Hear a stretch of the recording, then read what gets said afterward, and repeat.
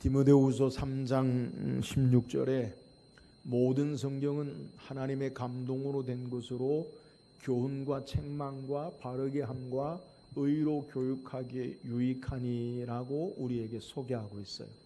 성경은 하나님의 감동으로 된 것이라는 거예요. 여기서 우리가 주목해야 할 하나님의 감동이라는 말의 의미가 뭐냐?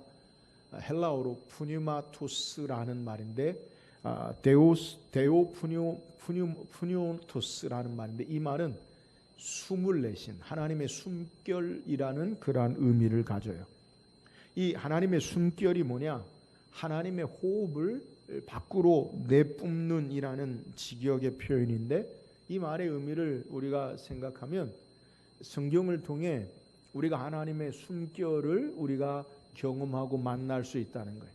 성경은 인간의 저작물이 아니라 하나님의 창조물로, 하나님이 호흡이 자신의 입으로 직접 생기를 통해 우리에게 말씀하신 거라는 거예요. 우리가 알듯이 성경은 창세기에서부터 계시록까지 66권의 책을 성경 정경으로 보는데, 약 1500년에 걸쳐서 40여 명의 각각 직업과 배경과 삶이 다름에도 불구하고 우리에게 하나님의 말씀 예수 그리스도를 우리에게 증거해요. 그래서 이 모든 감동으로 됐다라는 말씀은 인간의 저작물, 여러 사람의 말의 그 저작물이 아니라 하나님의 창조의 역사 가운데서 말씀하시는 하나님의 말씀으로 우리에게 기록하고 있다는 말이에요. 그래서 성경은 하나님에 관한 인간의 말이 아니라 하나님 자신의 입의 말씀이라는 거예요.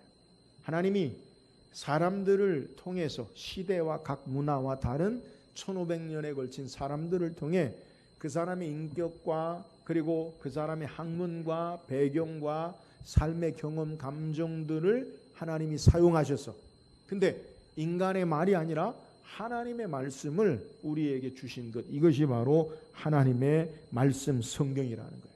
창세기에서 계시록까지 66권은 하나님이 우리들에게 하나님이 누구신가라는 것을 나타내 보이시고, 또 예수 그리스도를 통해 하나님이 인간을 구원하시고 하나님의 다스림과 통치 가운데 하나님의 구원의 역사와 회복을 우리에게 소개해요.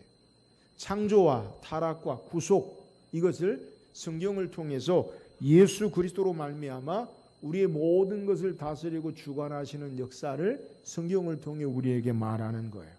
그러므로 성경이 우리에게 말하고 있는, 성경이 사용한 단어, 그리고 성경에 나오는 이름, 그 순서를 우리는 무시할 수가 없어요.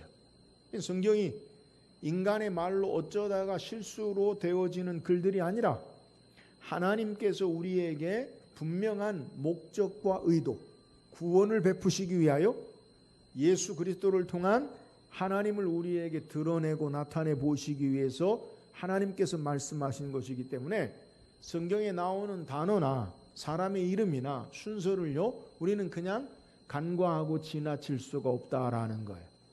예를 들면 예수님의 제자 가운데 가장 첫 번째 제자, 여러분 누구를 기억하십니까?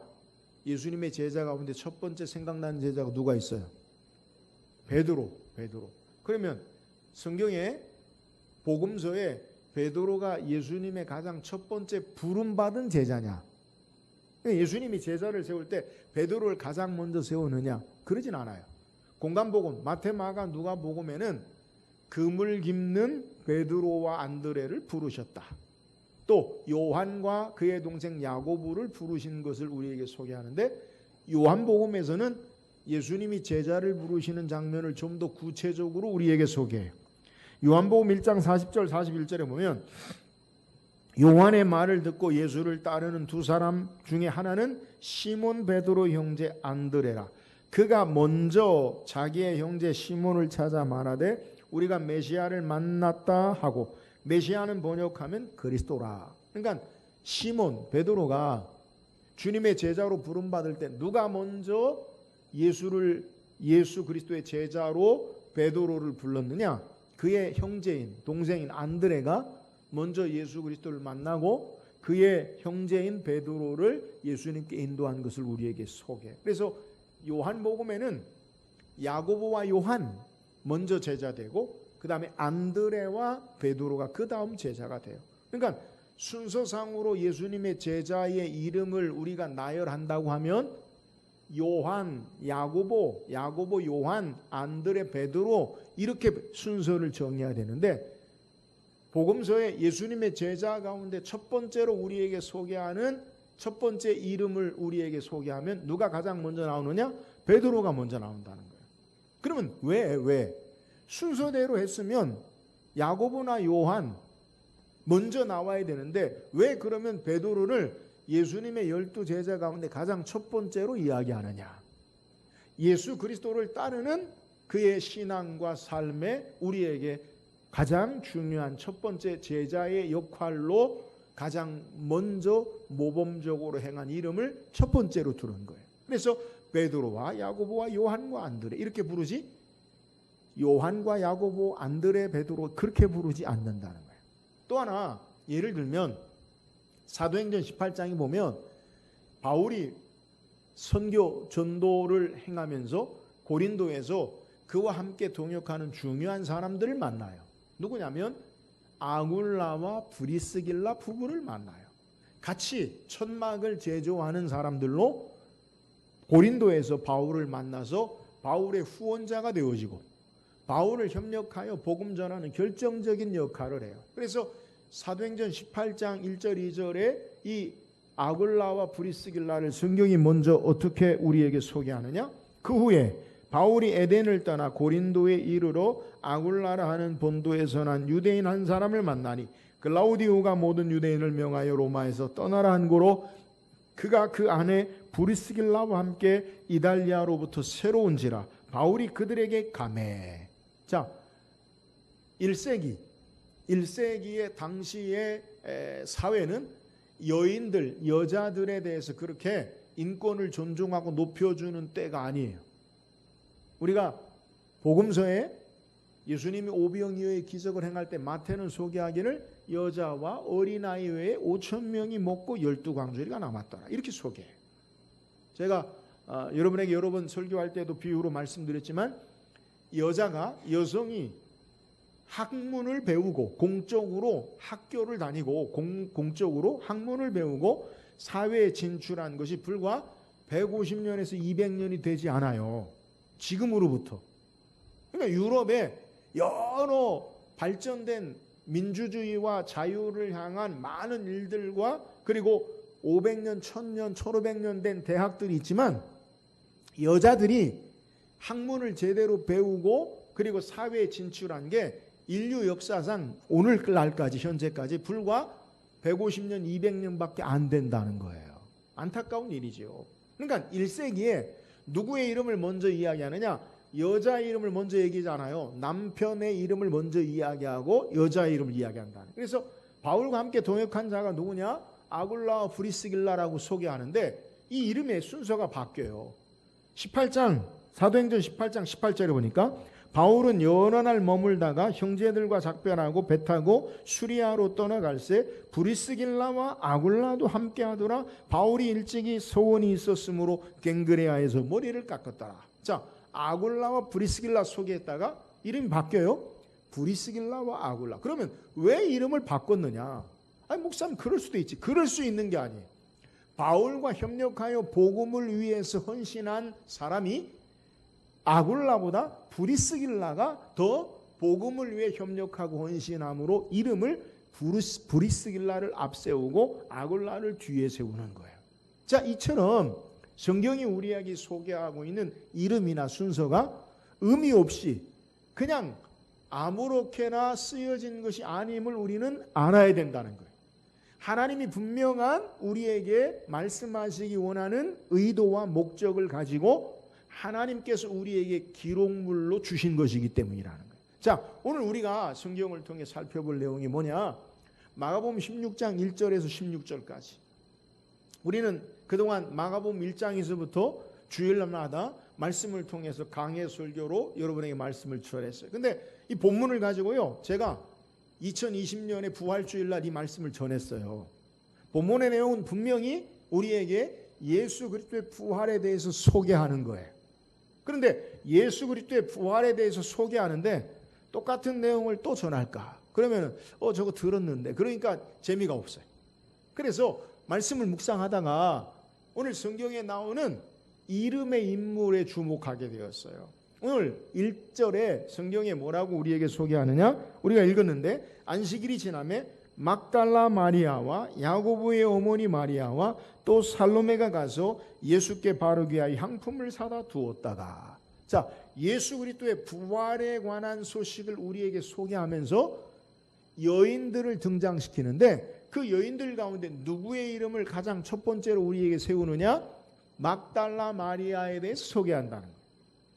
다시 이 막달라 마리아가 오늘 우리가 읽은 9절에도 다시 등장하는데 어떻게 등장하느냐? 9절에 보니까 예수께서 안식 후 첫날 이른 아침에 살아내신 후에 전에 7 귀신을 쫓아내 주신 막달라 마리아에게 먼저 보이시니. 자, 오늘 본문의 내용은 분명히 예수 그리스도의 부활에 관해서 소개하는 거예요. 그러니까 본문을 예수님의 부활을 빼놓고 설교하면 그 설교가 아니에요. 본문의 말씀을 정확히 이야기하는 게 아니에요. 그런데 오늘 말씀에 우리는 부활에 관해서 말씀을 묵상했으니까 오늘 인물 성경에 나오는 이름에 대해서 우리에게 마가가 소개할 때 1절에도 막달라 마리아, 9절에도 막달라 마리아에 대해서 우리에게 소개한다는 거예요. 그러니까 우리는 막달라 마리아를요, 예수 그리스도의 부활의 첫 증인, 예수 그리스도를 만난 부활의 능력의 역사를 경험한 첫 번째 사람으로 우리는 기억하고 이 막달라 마리아에 주목하고 말씀을 좀 살펴야 된다는 거예요. 오늘 공간복음에는 여인들이 예수님의 무덤에 찾아간 것으로 소개하지만 요한은요, 요한복음에서 어떻게 여인들을 등장시키느냐? 여인들을 등장시키지 아니하고요, 막달라 마리아만 등장시켜요. 요한복음 20장 1절에 보니까 안식 후 첫날 일찍이 아직 어두울 때에 막달라 마리아가 무덤에 와서 돌이 옮겨진 것을 보고 이렇게 소개해요. 여러분, 우린 분명하게 예수님의 부활의 증인, 부활의 사건 가운데 여인들을 주목해야 되고 그 여인 가운데 누구를 주목해야 되느냐? 성경이 우리에게 말하는 막달라 마리아를 우리에게 주목시키고 있다는 것을 간과해서는 안 된다는 거예요. 저는 오늘 말씀을 통해서 예수 그리스도의 부활의 아주 중대한 사건 가운데 막달라 마리아를 왜 우리에게 이렇게 강조하고 소개하느냐? 막달라 마리아의 신앙의 모습이 무엇인지를 우리가 묵상하고 저와 여러분도 예수 그리스도를 첫 번째 만나는 부활의 감격 가운데 증거했던 믿음의 사람, 하나님의 사람으로 기억된 막달라 마리아 같은 신앙의 삶을 살기를 주의 이름으로 축원합니다. 그렇다면 막달라 마리아는 어떤 신앙의 사람입니까? 성경에 처음 복음서를 통해 막달라 마리아를 소개한 곳이 있는데 그것이 어디냐? 누가복음 8장 1절 2절에 가장 처음 막달라 마리아를 소개해요. 누가복음 8장 1절 2절에 보니까 그 후에 예수께서 각 성과 마을에 두루 다니시며 하나님의 나라를 선포하시며 그 복음을 전하실새 12 제자가 함께하였고 또한 악귀를 쫓아내심과 병고침을 받은 어떤 여자들 곧 7 귀신이 나간 자 막달라인이라 하는 마리아와 라고 소개하고 있어요. 예수님의 복음의 사역을 우리에게 정리할 때 누가가 갈릴리에서 예수님과 함께한 자들 가운데 예수님을 따르는 자들, 그 사람을 소개할 때 누구를 소개하느냐? 오늘 본문에 막달라 출신의 마리아를 소개한다는 거예요. 근데 이 막달라는 지명이고 마리아는 이름인데 막달라 출신의 마리아가 어떤 자였는가? 7 귀신이 나간 자다라고 소개한다는 거예요. 여러분, 귀신, 복음서에 우리가 마가복음을 계속 묵상했는데 귀신이 하는 일이 뭐냐? 사람들을 질병에 고통스럽게 하고요, 때로는 불에 던지기도 하고 물에 던지기도 하고요, 때로는 귀신이 자기 옷을 벗고 사람들에게 자기의 힘을 이용해서 함께하지 못하도록 행하는 것을 귀신에 관한 내용. 그러니까 귀신이 들려서 좋은 일이 하나도 없어요. 예수님은 요한복음 10장 10절에 도적이 오는 것은 도적질하고 죽이고 멸망시키려는 것뿐이요 내가 온 것은 양들로 생명을 얻게 함이라. 도적은 귀신이에요. 그러니까 악한 사탄이 우리에게 온 것은 도적질하고 죽이고 멸망하게 하는 거예요. 그러니까 사탄이 귀신이 들려서 사람들을 어떻게 하느냐? 삶의 고통 가운데 그를 괴롭히고 힘들게 하고 결국은 멸망의 길로 인도하는 것이 귀신의 역사라는 거예요. 그래서 귀신 들리면 공동체와 사랑하는 사람들과 함께 하지 못해요. 대부분 귀신 들린 사람은 공동체 사랑하는 가족들과 격리되어서 홀로 생활하고 사람들에게 손가락질 당하고 사람들이 외면하고 외로움과 두려움의 공포 가운데 사람들에게 그런 삶을 사는 거예요. 그런데 이 막달라 마리아는 귀신이 그냥 귀신이 아니라 7 귀신이 들었다는 거예요. 여러분 7 귀신이 들렸다. 귀신 들렸다라는 게 뭐냐? 귀신이 7가지의 여러 인격으로 그 사람을 괴롭히는 거예요. 그러니까 정신분석학의 심리학자로 이걸 뭐라고 하냐면 다중인격을 가졌다라고 소개해요. 여러 인격이 그 안에 들어있는 거예요. 예를 들면 제가 만약에 귀신 들려서 목사로 설교하는데 갑자기 여자 목소리를 내고 갑자기 어린아이 목소리를 내고 갑자기 이상한 흉내를 이상한 모습으로 나오면 여러분 얼마나 공포스럽고 혐오스럽겠어요. 그러니까 그 귀신은 또 세상의 힘으로 이렇게 억제하지 못할 만큼 마가복음에도 우리가 말씀 묵상했는데 이 거라사인의 귀신 들린 자를 보면 쇠사슬로 묶어도 다 끊어버리고 옷을 벗고 소리를 지르고 그러한 괴력을 발휘하는 그러한 삶이 있어요. 그러니까 이 귀신 들렸다는 것이 얼마나 고통스럽고 괴롭고 힘든 삶 속에 있었는가. 그 더더군다나요 여인이었어요. 그런데 이 막달라 마리아가 예수 그리스도를 만남으로 말미암아 예수 그리스도께서 그에게 더러운 귀신을 내어 쫓게 하시고 그가 이제 온전한 정신으로 새로운 삶의 모습으로 살게 되는 역사를 경험하는 거예요. 예수님을 통해 구원의 은혜와 감격을 가지고 주님을 만남으로 그의 삶이 온전함으로 새 생명 가운데 사는 자가 되었어요. 귀신에 붙잡혀 사로잡혀 종노릇하고 괴로움 당하는 인생이 아니라 예수 그리스도로 말미암아 그의 삶이 참된 평안과 그의 삶의 생명의 능력 역사를 경험하는 자가 되어서 이제는 주님을 따르는 구원의 감격을 따라 사는 신앙하는 자가 된 것을 우리에게 소개하는 거예요.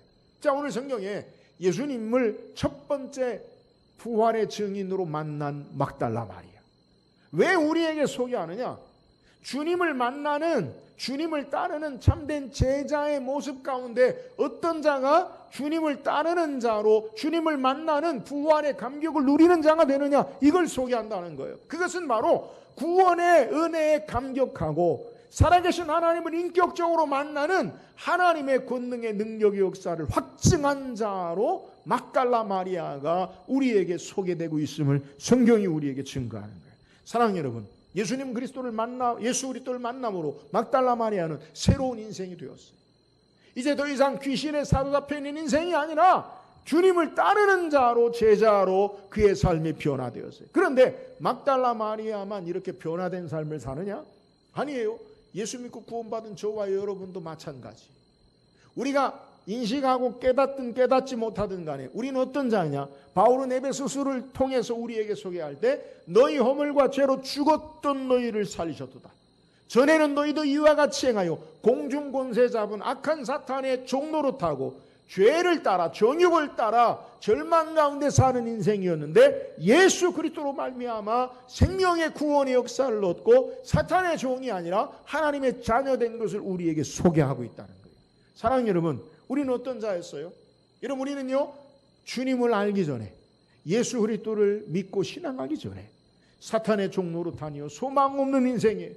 인생의 괴로움과 두려움과 공포와 죄악 가운데 사망의 그늘 아래 있던 자가 예수 그리스도를 만남으로 생명으로 옮겨진 바 되어지고 하나님의 구원의 은혜와 하나님 나라의 영광스러운 상속자로 세워지는 죄에게서 해방되어 참된 자유함을 누리는 하나님의 자녀로 변화된 것을 우리에게 소개하는 거예요. 그러므로 우리도 막달라 마리아처럼 이 구원의 은혜와 감격과 주의 능력의 구원의 역사를 확증하는 삶의 모습이 부활의 증인 예수 그리스도를 만나는 귀한 삶의 모습으로 변화되어져야 함을 우리에게 소개하는 거예요. 사랑하는 여러분, 오늘 우리는 예수 그리스도로 말미암아 새 생명 얻은 자예요.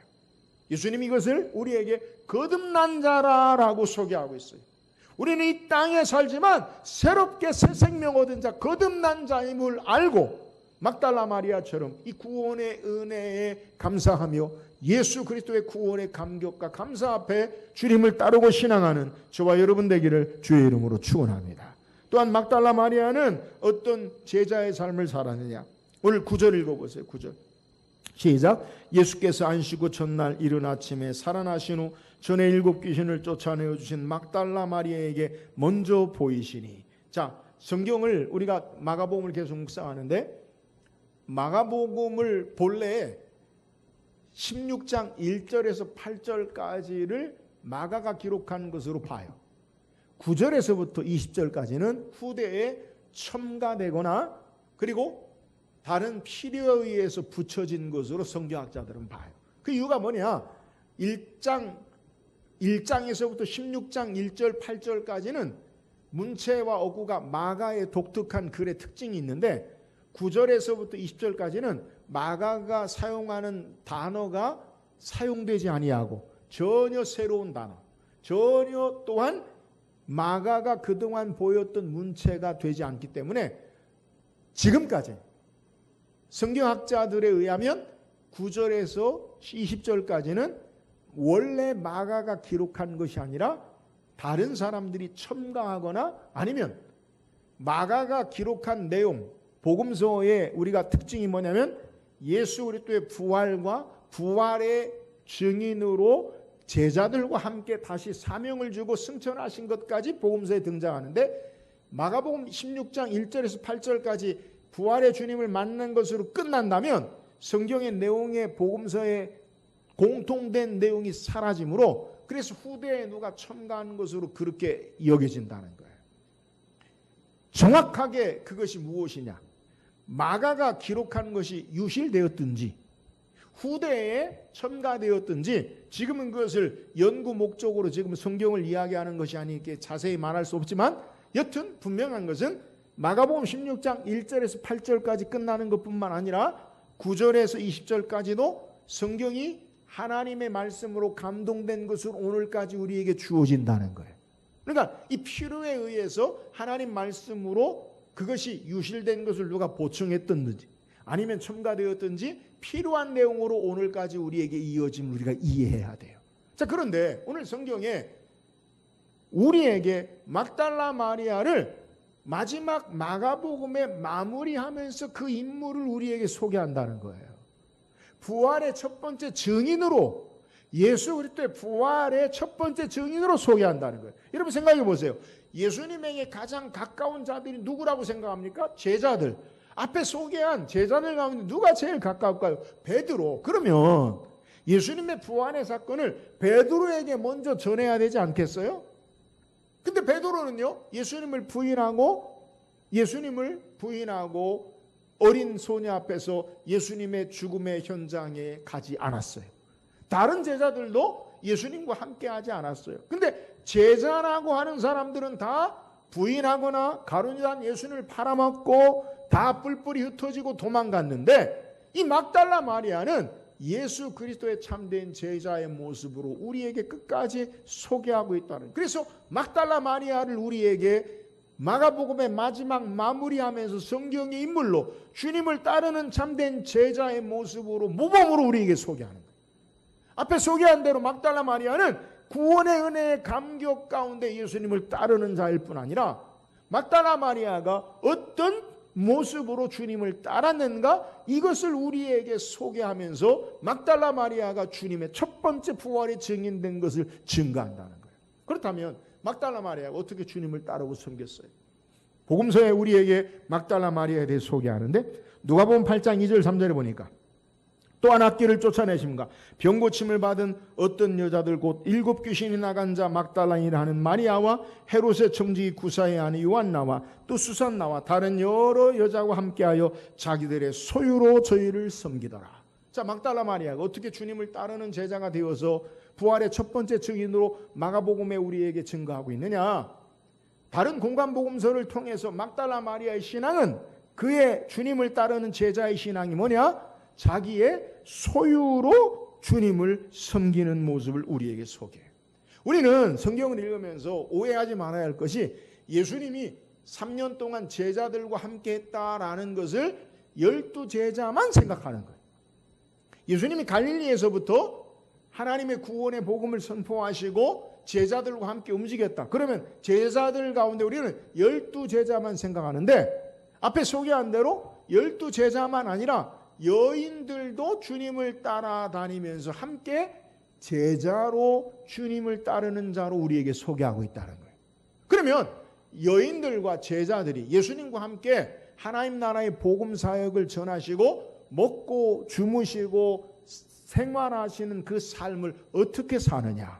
우리는 막연하게 목사님, 예수님은 보리떡 5개 물고기 2마리를 가지고 5,000명을 먹이시니까 예수님이 능력의 역사로 제자들을 막 먹이신서 그래서 그들이 살았을 거 아니에요 라고 착각한다는 거예요. 여러분 기억하세요. 날마다 오병이의 기적을 행하시는 게 아니에요. 그러면 예수님과 그를 따르는 자들이 어떻게 생활했느냐? 오늘 성경에 막달라 마리아와 요한나와 그리고 여러 여인들이 함께하여 자기들의 소유로 저희를 섬겼더라. 뭘로요? 여인들의 물질로 소유로 예수님을 섬기고 제자들을 섬긴 것을 우리에게 소개한다는 거예요.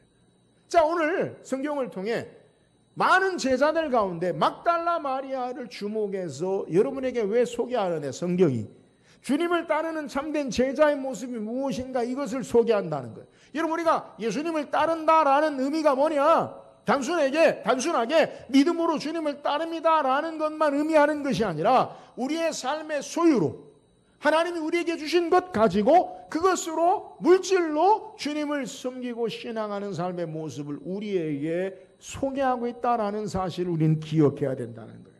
사랑하는 여러분, 오늘 막달라 마리아 이는 예수 그리스도의 부활의 첫 번째 증인되어지고 예수님을 첫 번째 부활의 예수님 만난 자로 소개하는 것, 그의 삶의 소유로 주님을 섬겼어요. 성경은 우리에게 이 물질의 의미를 어떻게 소개합니까? 예수님은 내 보물이 있는 곳에 내 뭐가 있다고요? 마음이 있느니라.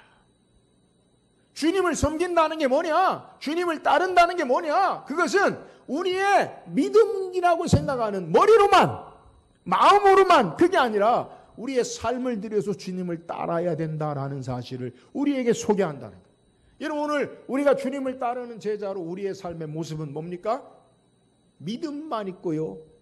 마음만 있어요. 보물은 없어요.